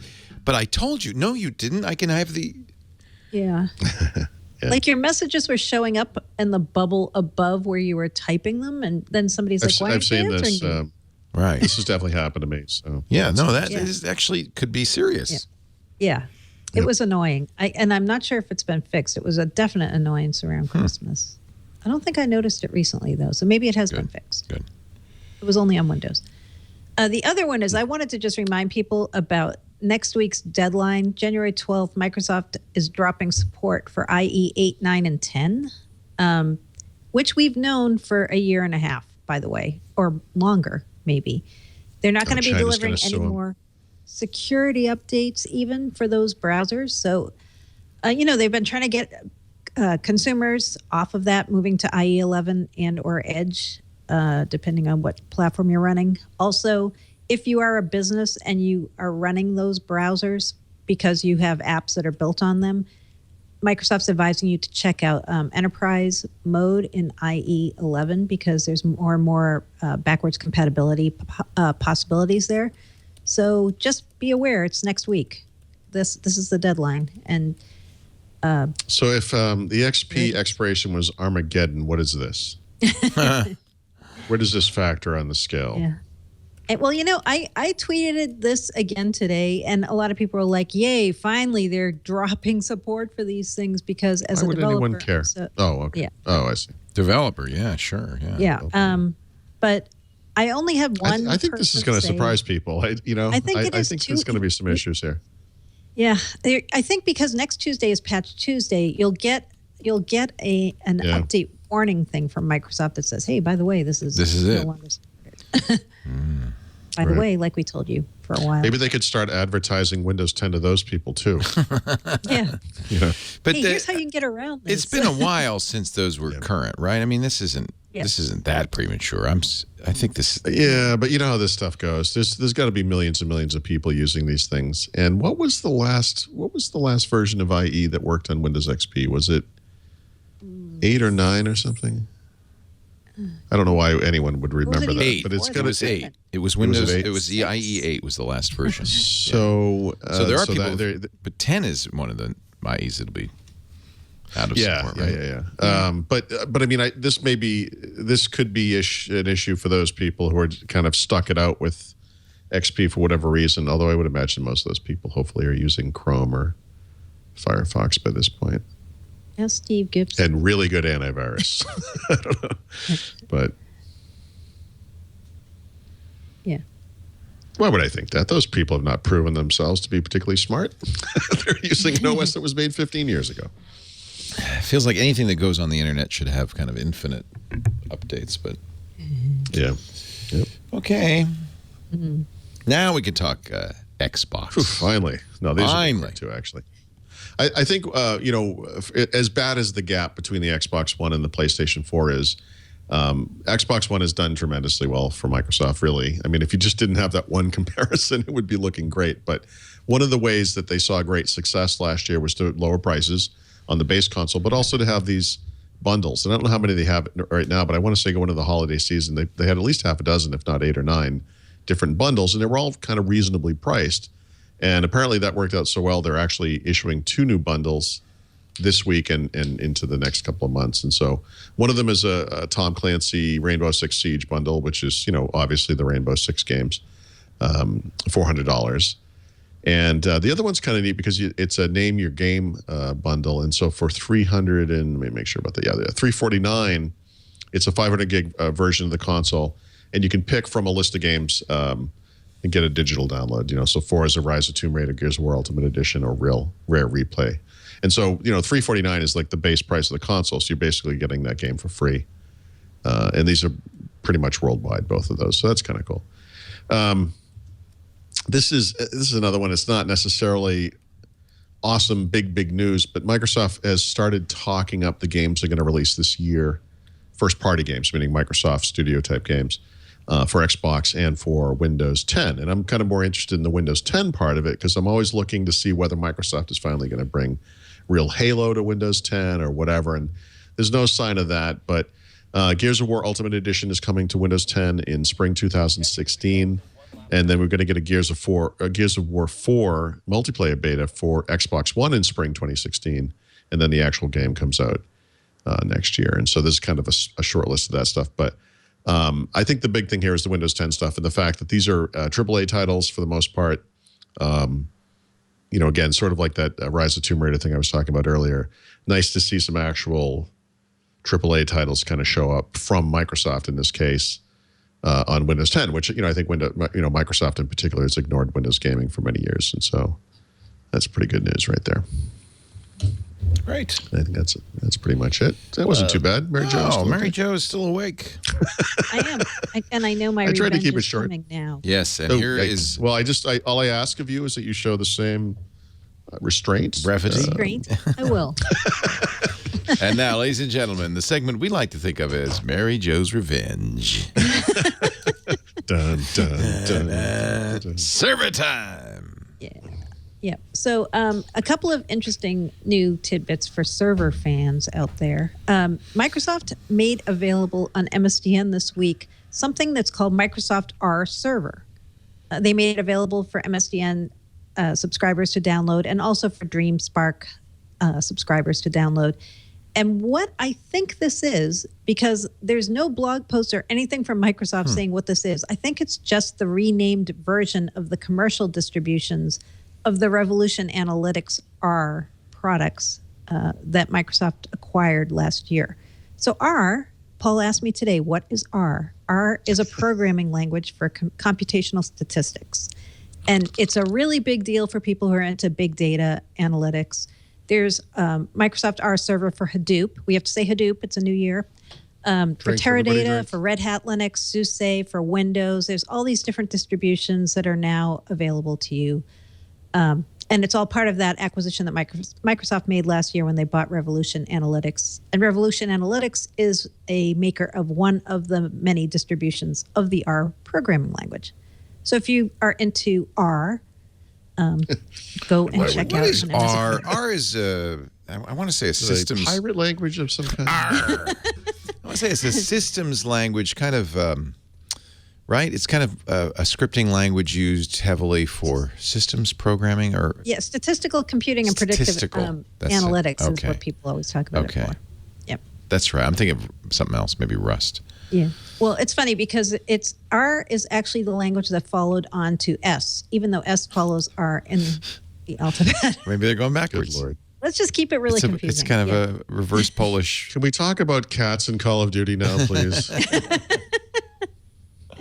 Oh, wait till... Okay, here's even a better one. Yes. Oh, like this even. Yes. BizTalk is the other thing I want to talk about. BizTalk. Oh, you were being funny. You weren't being serious. BizTalk Server. BizTalk Server is Microsoft's enterprise integration server product. And we've been wondering, would there be another version of BizTalk? Yes, there will, if you were wondering. Q4 2016, Microsoft's going to have a new version of BizTalk Server, and they're going to have previews of it before that this year. And how do we know this? They posted a roadmap. Unbelievable. Over the holidays, a BizTalk roadmap. And it also, in this roadmap, talks... Unbelievable. In this roadmap, it also talks about BizTalk services, which are the Azure services version of some of the BizTalk capabilities. So if you want to integrate things like Salesforce.com, Office 365, and kind of pull these things together through the cloud using BizTalk adapters, this also is coming this year. This is on this roadmap as well. If you want to see the whole roadmap, I've got it on my website. And yeah, so BizTalk lives. BizTalk lives on. I bet everybody was excited to hear that. BizTalk. You know, BizTalk is one of those products that people kind of laugh about, but it's a huge moneymaker for Microsoft. There's hundreds or thousands of users of it in the world, probably thousands, multiple thousands. And it's something that if you're an enterprise, you care a lot about because you need a way to integrate all these different services and servers in a way that's more programmatic. So that's why BizTalk matters, Paul Thurrott. I'm sure Paul is much relieved. He's asleep now, but he shouldn't be. I just remember the word orchestrate. That's what I think of when I think of BizTalk.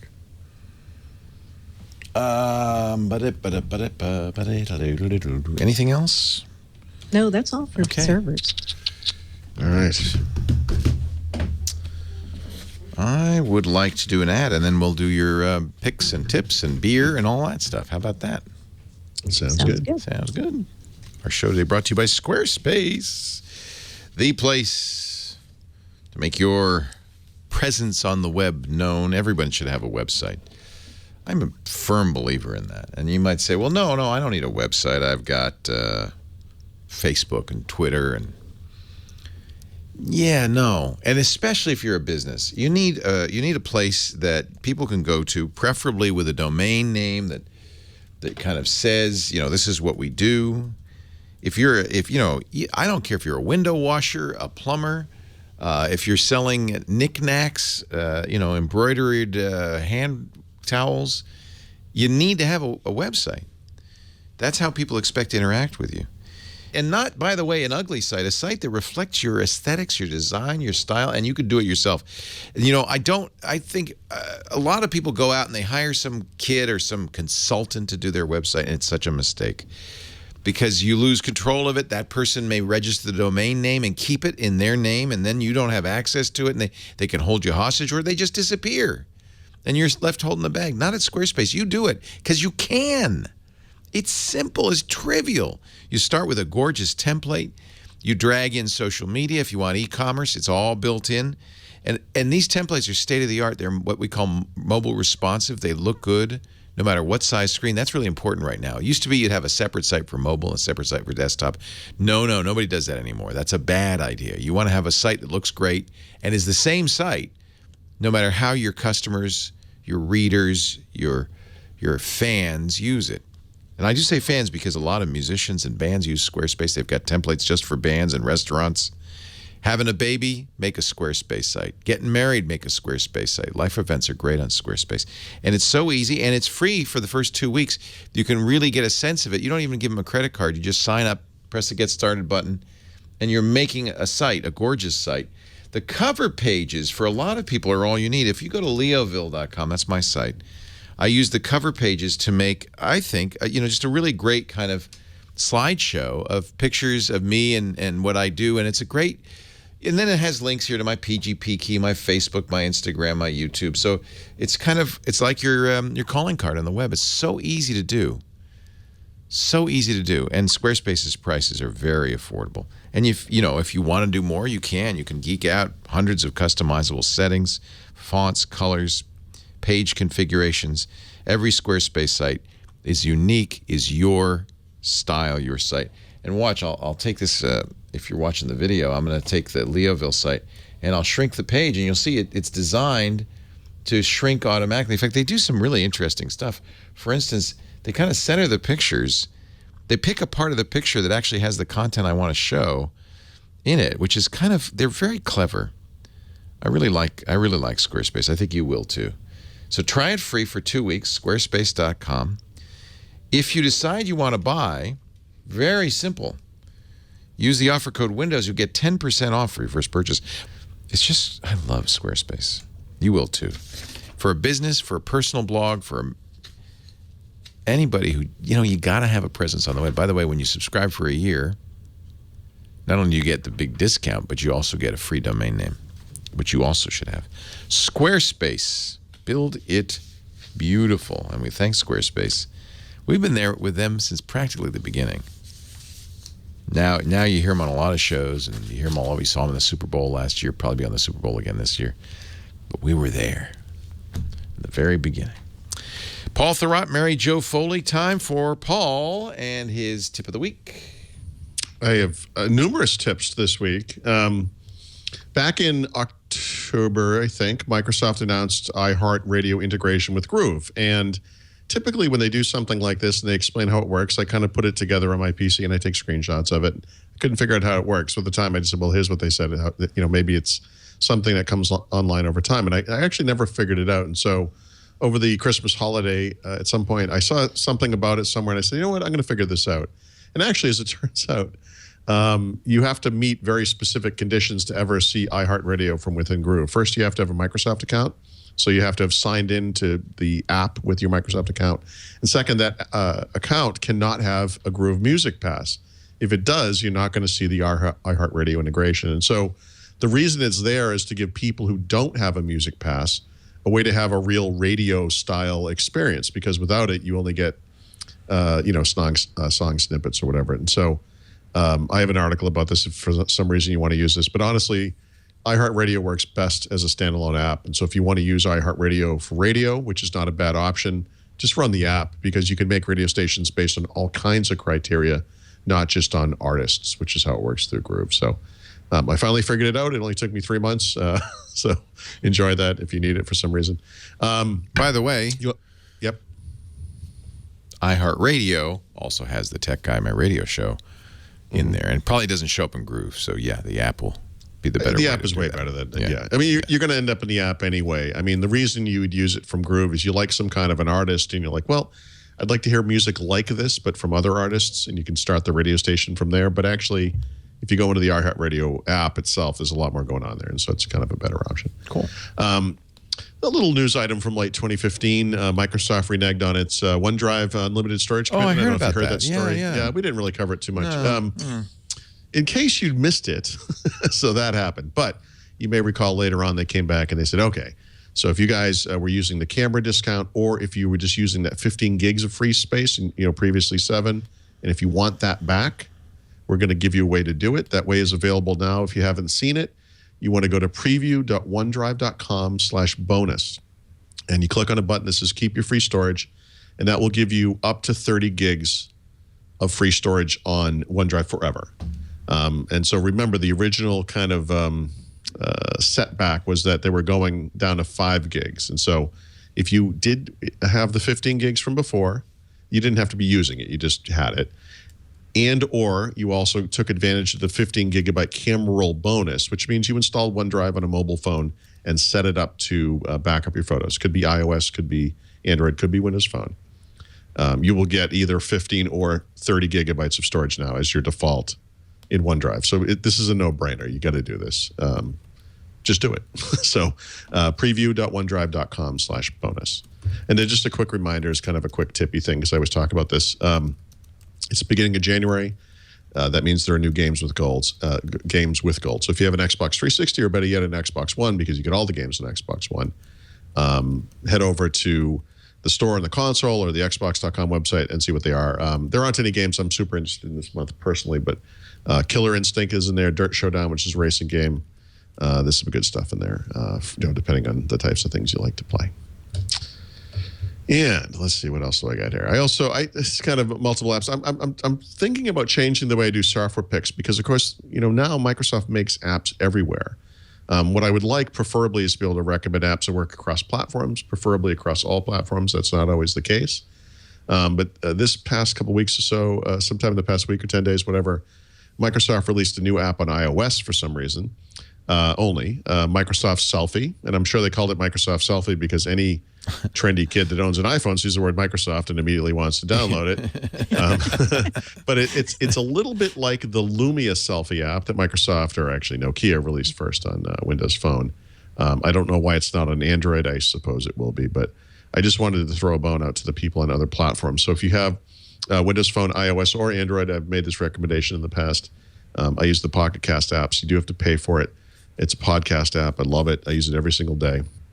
Cross-platform, you can get it on the web as well. It's great. Yep. And this, for Android fans, Microsoft makes some great things that you can get that really transform an Android phone into kind of a Microsoft phone. And if you're kind of thinking about switching platforms, Wait a minute. Really, you think there's a high demand for that?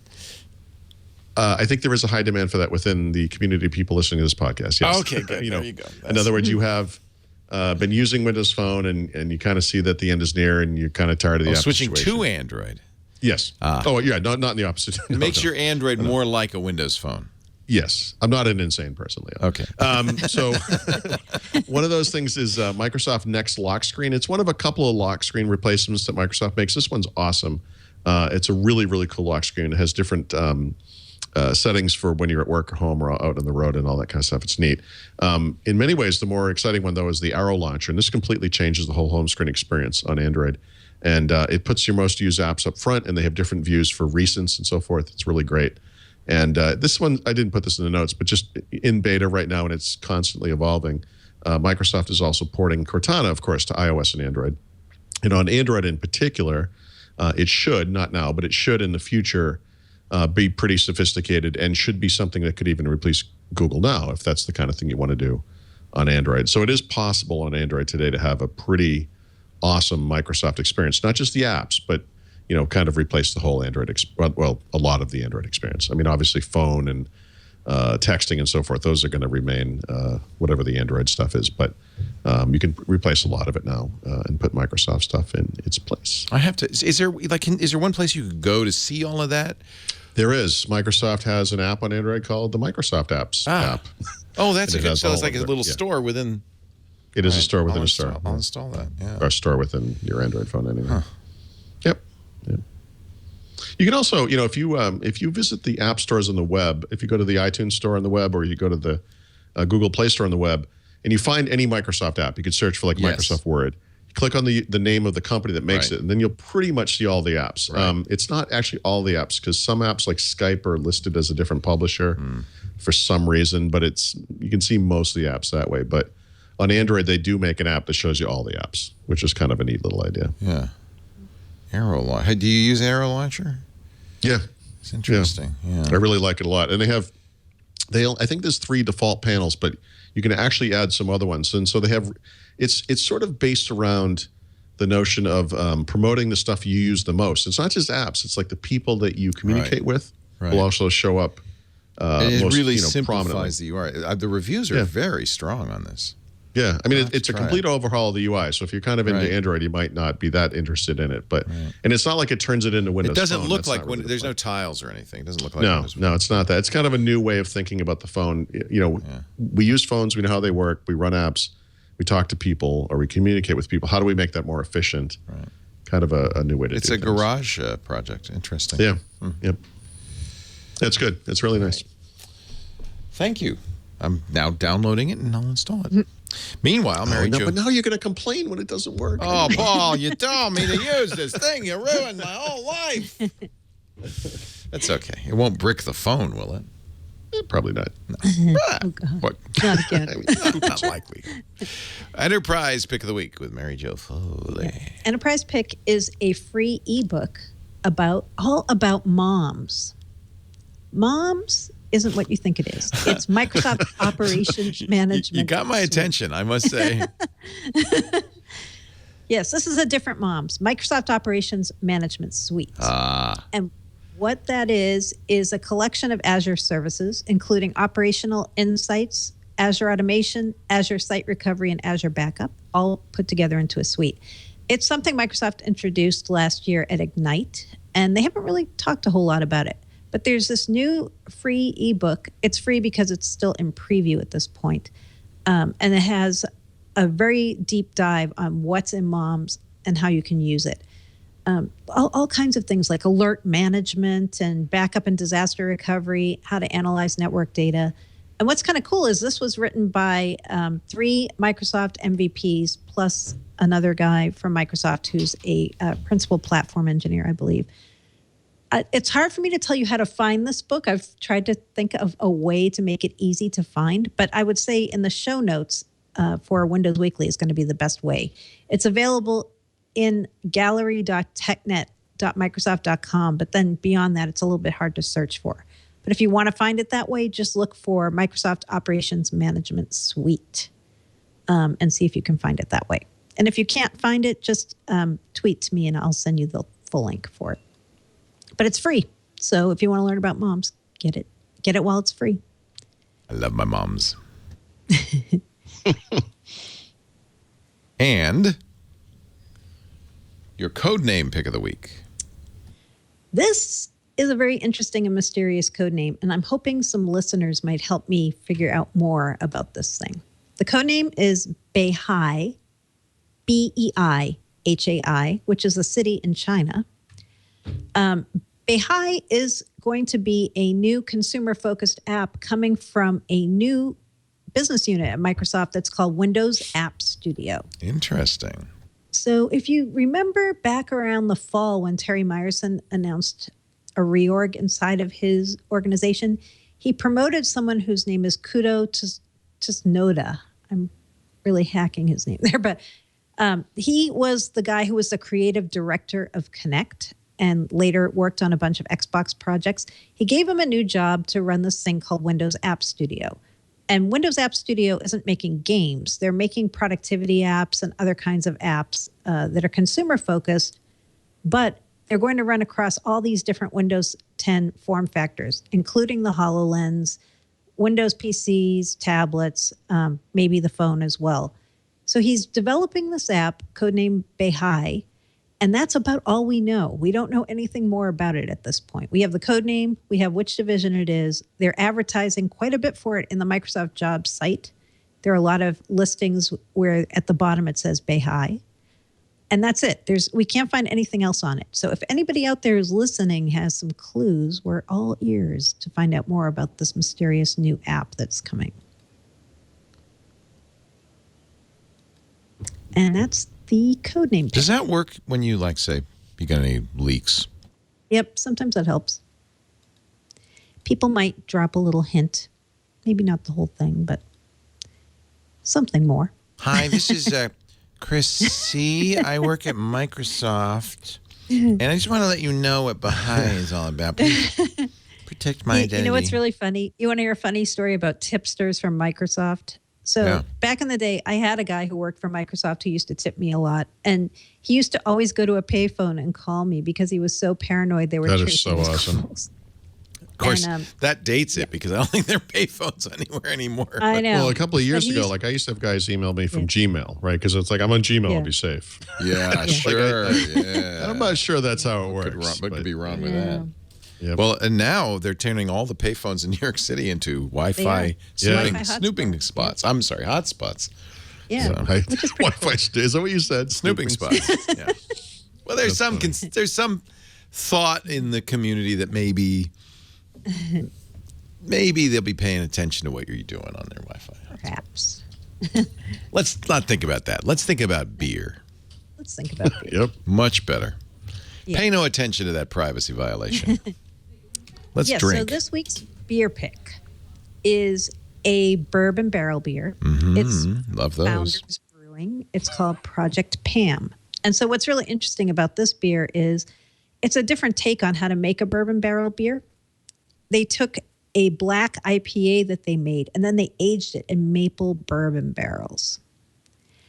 So it tastes a little like maple and a little like bourbon, and not a whole lot like an IPA, but you can still taste some of the hops. And this beer came highly recommended from a friend of Paul's and mine, Chris Woodruff, who listens to Windows Weekly every week, and he lives near Founders. And he said, if you can find this, you're going to love this beer. It's amazing. And I have to agree, Chris, it is really amazing. So if you see a bottle of this, give it a try if you're interested in bourbon barrel. Is it typical that these bourbon barrel beers be very, very expensive? There's one at our grocery store, Petaluma Market, which has a great beer selection. They're usually pretty pricey. It's really pricey. Yeah. They usually make them in small quantities, and they have to age them for a number of years. Oh, and they're heavily aged, yeah. They are. So, but they're totally worth it. If you like beer and you like bourbon, you might like them together. I do. I love them. But often beer is, I know made is not the right word, but beer that is combined with bourbon barrels seems to work out really well. Yeah, I agree. Like that combination, It's a nice combination. What do they do? Just store it in the barrel? How does that work? They don't really make it in the barrels, right? Because you have to make beer in these They age it in the barrels, right? Still, right. they age it in the barrels. Okay. After they make it, they put it into a bourbon barrel, and sometimes into multiple kinds of barrels, like cognac and bourbon, or something crazy, red wine barrels. There's no bourbon or cognac in it, but the barrel staves have infused with this flavor. Yep. Right. Yep. It's funny because you don't usually think of beer as being aged. You usually think of beer as the fresher, the better. These kind of beers. An American beer company mistake advertising thing. Really? Fresh. Well, it depends on the style. The style. Yeah. Right. Like IPAs, you usually want them fresh. Yeah. Because you want the light. That explains what I just said. Nobody wants IPAs. But if you want grudgingly understand. Kind of mellow, have a mellower taste. Some beers, including some lambic beers, you can hold them for years, even multiple decades, and they improve with age. Wow. Well, that's because they're higher alcohol, right? And I think also the way they're made and the types of yeast, probably in the case of lambics, I would think. So one thing that might have been worth going to CES for, chat room's reminding me, is this Pico brew. This little brewery in a box. It's kind of like it's about the size of a 3D printer, but instead it makes beer. And apparently it's quite the thing at CES. It's got a heavy presence at CES. Mm-hmm. Oh, I'm going to be all over this. Yeah. I don't know. You live near Rattle and Hum. Why would you make your own? Plus, to me, these things are like bread machines. They're like bread machines. They're exactly like bread machines. Right? Like, it takes the fun part of brewing out of brewing to me, but... You still brew, right? I haven't in a while, but I need to go back and do some. It's been cold enough finally to do it. Yeah. So when you're doing your own brewing, it's not that you're making beer that's not to save money, obviously, and it's not that you're making beer that's better than the beer that you can go down to Rattle and Hum and get. No, not really. So it's just the satisfaction. It's like cooking your own meal. It's just satisfying. It teaches you a lot about beer, just learning how to make it. I think everybody who's a beer lover and a connoisseur of beer should do it once, just so you understand. Yeah. Yep. It just seems like a lot of work, frankly. It is a lot of work. I mean, but it's fun brewing. And it takes a long time. Well, and then this takes all the fun and the work out of it. And that's the point is, I don't understand. You can go, if you want something, you just go buy it. It's like, and you're not really learning the process because it's doing all the work.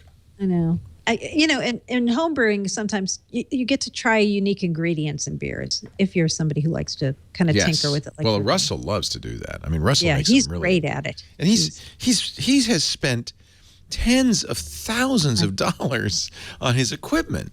His beer tastes as good as anything professional you can buy. Oh, yeah. He's made a plenty. I have a friend who makes beer that is just like, is the same thing. It's some of the best beer I've ever had.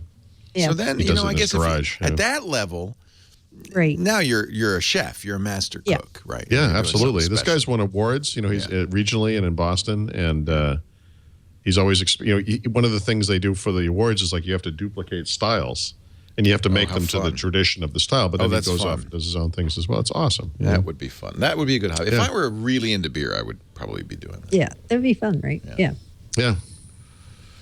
All right, kids. You're released. You can go. School's over. You can go home. Welcome home. Walk all of your adventures from afar. Yep. Oh, it was fun. It was really fun. It was wild. It was a very. I hate a 1 week vacation. That's just not enough. Yeah. But we packed so much into those 7 days that I did feel like I was gone for a long time, even though it was just 7 days. I feel very refreshed and. Yeah. It was nice to be back, though. I missed you guys and missed doing the show. So here I am. Yeah, you look like you missed us. Not at all. Wednesday came along. Really remorseful the whole time. I didn't think, gosh, I just. Why am I not behind a microphone? Yeah, why am I on the beach in the Bahamas and kissing dolphins when I could be talking to Paul and Mary Jo?